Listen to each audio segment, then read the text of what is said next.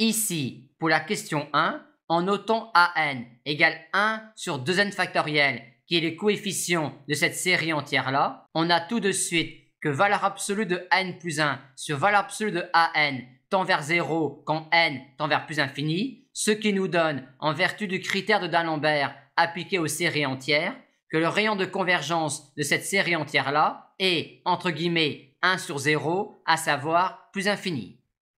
Pour la question 2, on rappelle ici le développement série entière de CHX valide sur R et CHX est alors la somme d'une série entière dont le rayon de convergence est plus infini.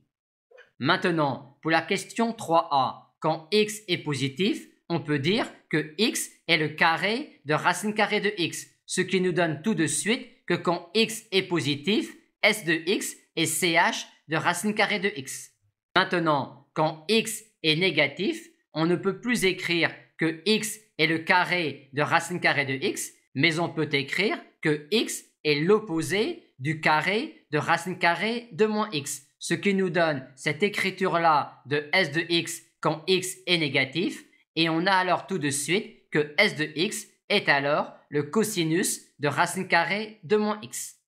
Maintenant, pour la question 3b, la réponse est évidente, étant donné que la fonction f n'est rien d'autre que la fonction grand S, et comme la fonction grand S est la somme d'une série entière dont le rayon de convergence est plus infini, on a grand S et donc petit f qui est de classe C l'infini sur R.